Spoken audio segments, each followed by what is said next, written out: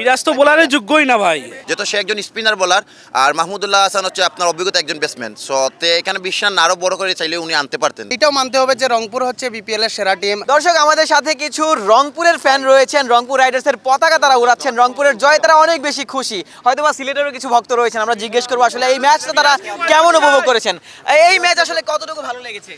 ম্যাচটা আসলে লাস্ট পর্যায়ে গিয়ে আপনার প্রতিদ্বন্দ্বিতামূলক হয় না, এই জন্য আমরা আসলে আপসেট। কারণ প্রথম ম্যাচও খুব একটা হাই স্কোরিং ম্যাচ হয় নাই, সেকেন্ড ম্যাচও আপনার আমরা যেভাবে এক্সপেক্ট করছিলাম সেইভাবে পাই নাই। এইটাও মানতে হবে যে রংপুর হচ্ছে বিপিএল এর সেরা টিম।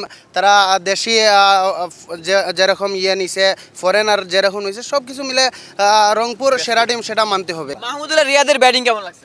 সেটা আসলে ভাষায় বোঝানো যাবে না, কারণ এই যে সিনিয়র আর এক্সপিরিয়েন্সের যে ভ্যালুটা, সেটা আসলে আমরা মাঠ থেকে উপভোগ করতে পারছি। আর মাহমুদুল্লাহ অনেকদিন পর একটা ভালো স্কোর করছে, তাতে আমরা বাংলাদেশি দর্শক হিসাবে হ্যাপি।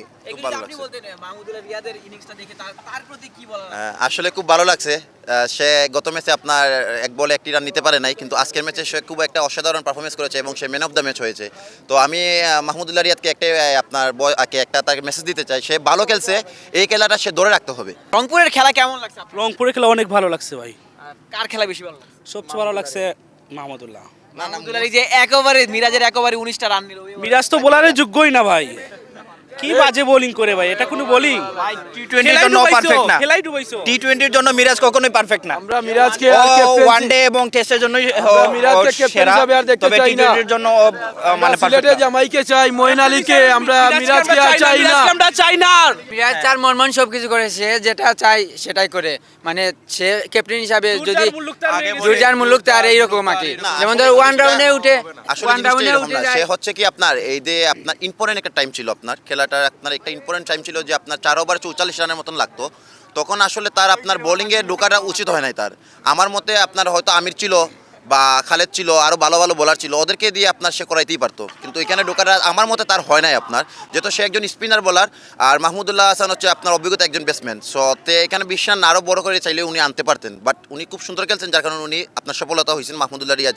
কিন্তু আপনার মেহেদী হাসান মিরাজের আমার মতে সে 16 নম্বর ওভারে ঢোকাটা তার উচিত হয় না একবারে। দর্শক শুনছিলেন, আসলে এই দর্শকরা বলছিলেন যে রংপুরের ম্যাচটা তারা উপভোগ করেছেন, রংপুর ম্যাচটা জিতেছে, তবে মিরাজের ক্যাপ্টেন্সি নিয়ে তাদের একটু প্রশ্ন রয়েছে। ওই সমীকরণে রিয়াদের বিপক্ষে হয়তো বা মিরাজ না এলেও পারতেন। দারুণ একটা ম্যাচ হয়েছে, নেল বাইটিং ম্যাচ, এবং শেষ পর্যন্ত আসলে রংপুরের ম্যাচটা জিতে নিয়েছে সিলেট আন্তর্জাতিক ক্রিকেট স্টেডিয়াম থেকে। আশিক সারওয়ার, নিউজ 24।